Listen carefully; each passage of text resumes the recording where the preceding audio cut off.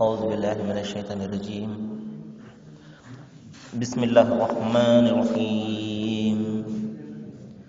هل ينظرون إلا الساعة أن يأتيهم بغتة وهم لا يشعرون.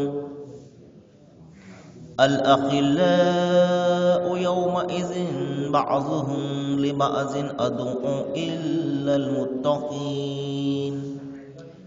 يا عبادي لا خوف عليكم اليوم ولا أنتم تحزنون. صدق الله العظيم. అనంత కరుణామయుడు అపార కృపాశీలుడైన సృష్టి ప్రభు అల్లాహ్ శుభనామంతో ప్రారంభిస్తున్నాను.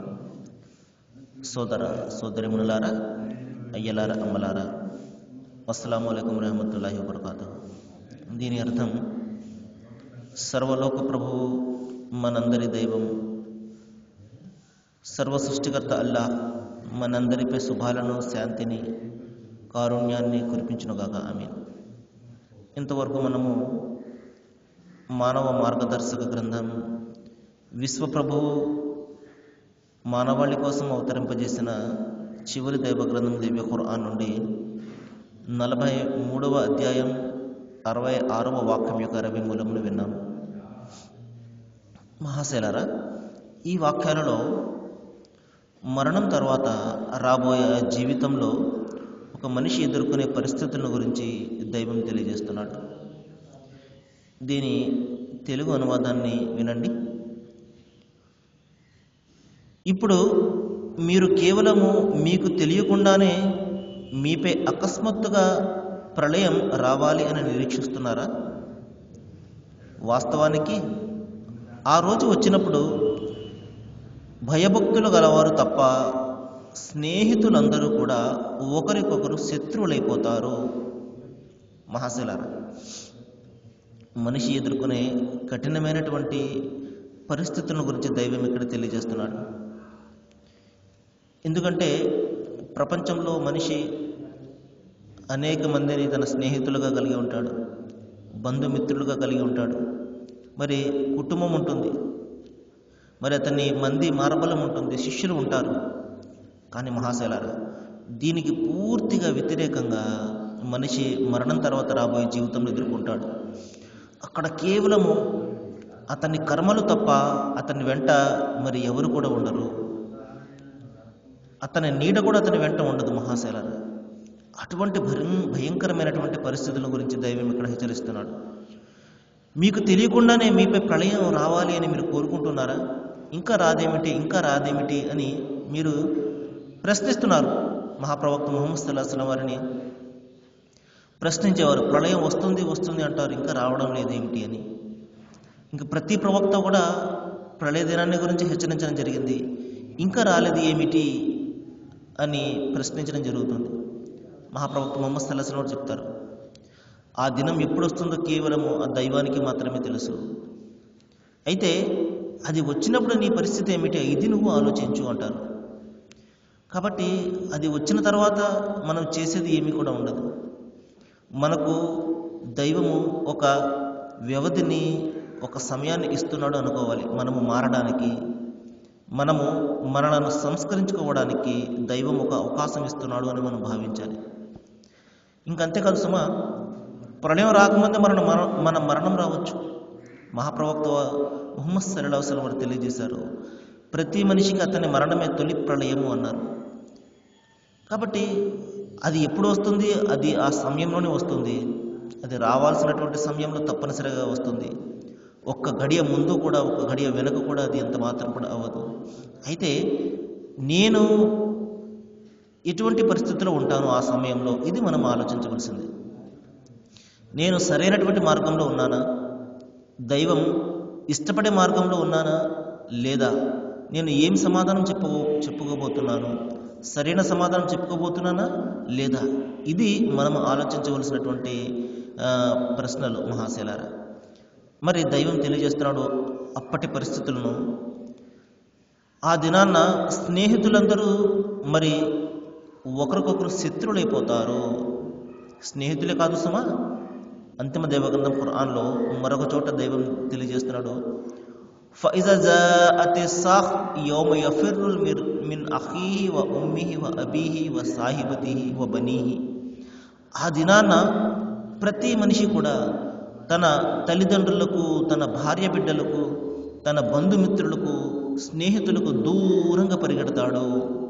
అంటే మహాశిలారా, నా పరిస్థితి ఏమవుతుంది అన్న ఆలోచనే వస్తుంది తప్ప ఎదురుగుండా నా భార్య ఉన్నది, లేకపోతే నా బిడ్డ ఉన్నాడు, నా తల్లిదండ్రులు ఉన్నారు అన్న ఆలోచనే, ధ్యాసే అతనికి ఉండదు. అంత ఆందోళనలో, అంత టెన్షన్లో మనిషి ఉంటాడు ఆ రోజున.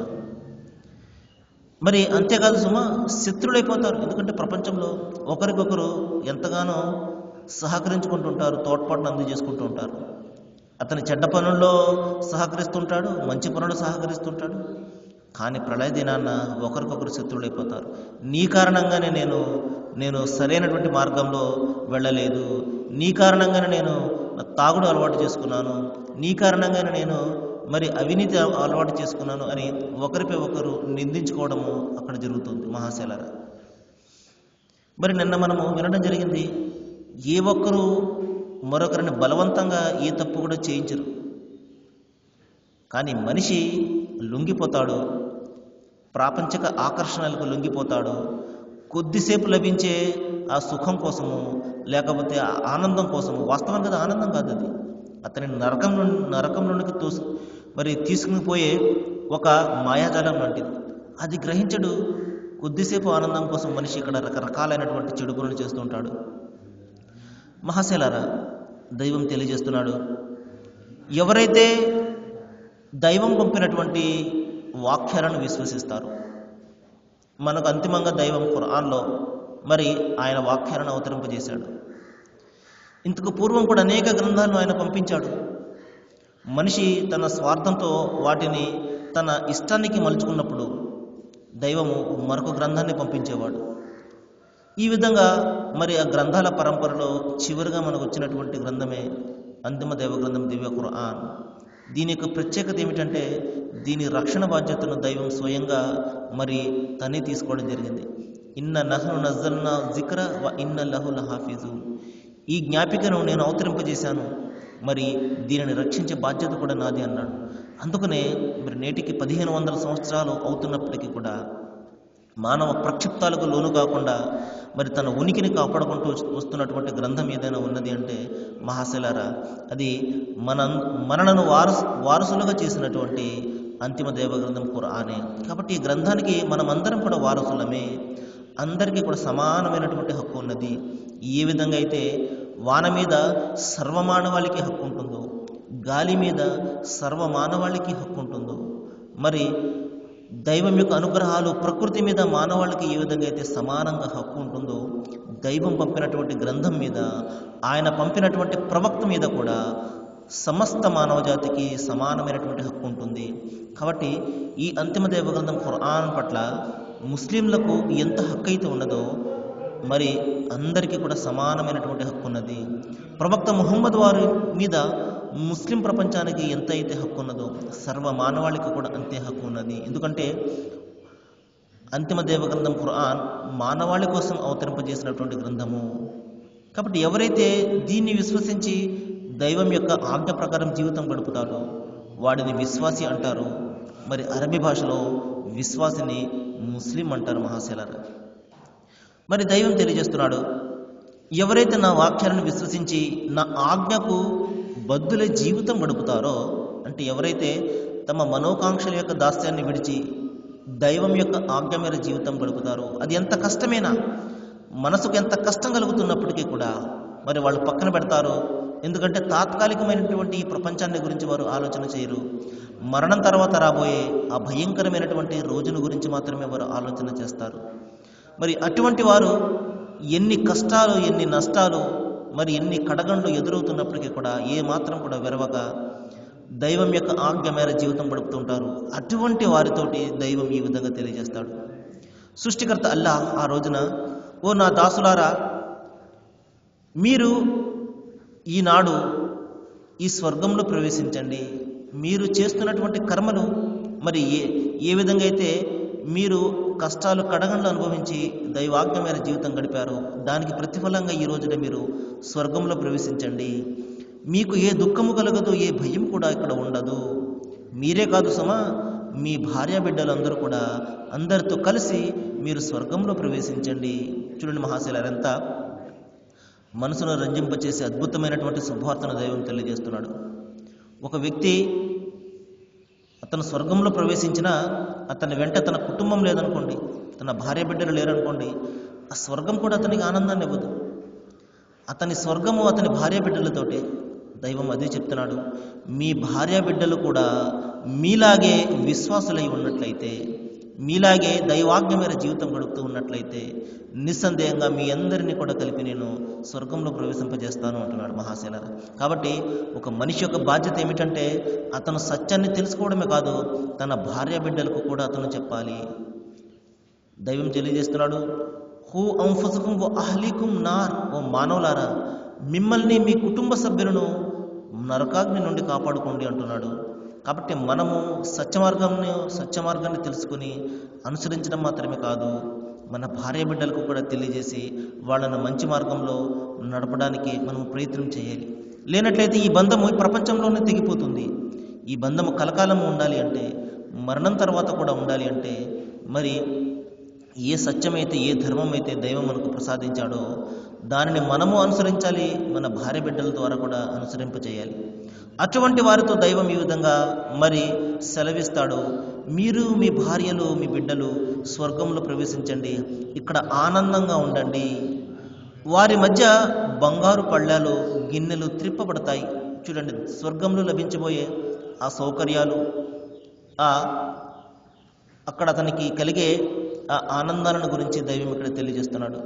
ఇక్కడ మనము చిన్న కాసు బంగారం కొనాలంటే తల ప్రాణం తోక్కొస్తూ ఉంటుంది. కానీ అక్కడ మహాశైలారా బంగారు పళ్ళాలు, బంగారు గిన్నెలు అన్నీ కూడా మరి అతని కళ్ళ ముందు కనబడుతూ ఉంటాయి. అంతేకాదు సుమా, మనస్సుకు ఇష్టపడే కళ్ళకు ఇంపుగా ఉండే ప్రతి వస్తువు కూడా అక్కడ ఉంటుంది. ఇక్కడ మనిషి అనేక రకాల కోరికలు కోరుకుంటూ ఉంటాడు. వాస్తవానికి కొన్ని తీరుతాయి, కొన్ని తీరలేవు. తీరలేనటువంటి కోరికలు అతనికి కొన్ని అలా మిగిలిపోతూ ఉంటాయి. దైవం ఆ రోజున వాటిని అన్నింటినీ కూడా జ్ఞాపకం చేస్తాడు, చేసి కొసరి అతనికి ఆ కోరికలను తీరుస్తూ ఉంటాడు మహాశైలారా. అదే విషయం ఇక్కడ చెప్తున్నాడు, మీ కళ్ళకు మరి ఇంపుగా ఉండే ప్రతి వస్తువు కూడా ఇక్కడ ఉంటుంది. వారితో ఈ విధంగా అనబడుతుంది, ఏ విధంగా మీరు ఇక్కడ శాశ్వతంగా ఉండండి.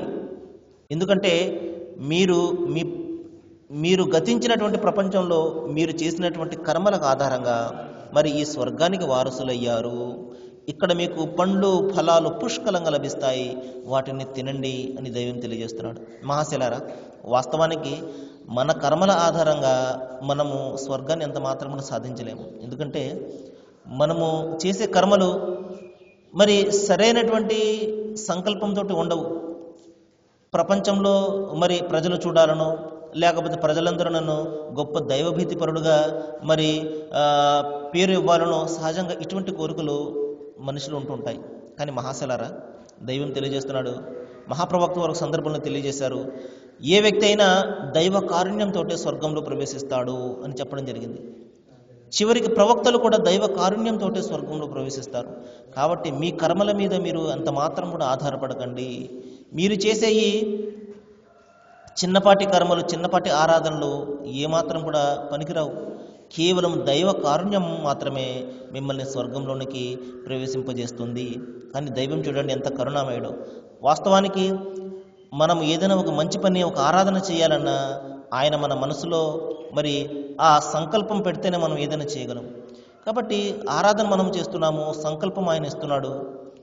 కానీ ప్రతిఫలం చూసారా, మీ కర్మల ఆధారంగా మీరు స్వర్గంలో ప్రవేశించండి అంటున్నాడు. వాస్తవానికి మన కర్మల ఆధారంగా మనం ప్రవేశించలేము, ఎందుకంటే అనేక రకాల లోటుపాట్లు ఉంటాయి అందులో. కానీ దైవం కరుణామయుడు ఆ క్రెడిట్ను మానవాళికి ఇస్తున్నాడు. మీ కర్మల ఆధారంగా మీరు స్వర్గంలో ప్రవేశించండి అంటున్నాడు. కానీ వాస్తవానికి మహాశైలారా, మనిషి దైవ కారుణ్యంతో స్వర్గంలో ప్రవేశిస్తాడు. కాబట్టి మన పని మనం చేయాలి, ఆ ఫలితము దైవం మీద వదిలిపెట్టాలి. ఎందుకంటే మన కర్మలను అంగీకరించేవాడు, మరి దానికి సరైనటువంటి ప్రతిఫలాన్ని ఇచ్చేవాడు కేవలం ఆయన మాత్రమే. మరి నేను సృష్టి ప్రభు అల్లాహను ప్రార్థిస్తున్నాను. మహాశిలారా, చక్కటి విషయాలు మన ముందుకు వస్తున్నాయి. స్వర్గపు విషయాలు వస్తున్నాయి. ఎందుకంటే మనిషి ఏదైనా ఒక పని చేస్తున్నాడు అంటే ఏదైనా లాభం కలిగితేనే చేస్తాడు. కాబట్టి ఇక్కడ పడుతున్నటువంటి కష్టానికి, దైవ మార్గంలో మనిషి ఎదుర్కొంటున్నటువంటి కష్టాలకు నిస్సందేహంగా అతని మరణం తర్వాత ప్రతిఫలం రాబోతుంది. అటువంటి ప్రతిఫలం కోసము మనం అందరం కూడా కృషి చేయాలి. సృష్టి ప్రభు అల్లా సత్యాన్ని గ్రహించి సత్యాన్ని అనుసరించే సద్భాగ్యాన్ని మనందరికీ కూడా ప్రసాదించుగాక. వాఖిరు దావానా అనిల్ హమ్దులిల్లాహి రబ్బిల్ ఆలమీన్. అస్సలాము అలైకుం.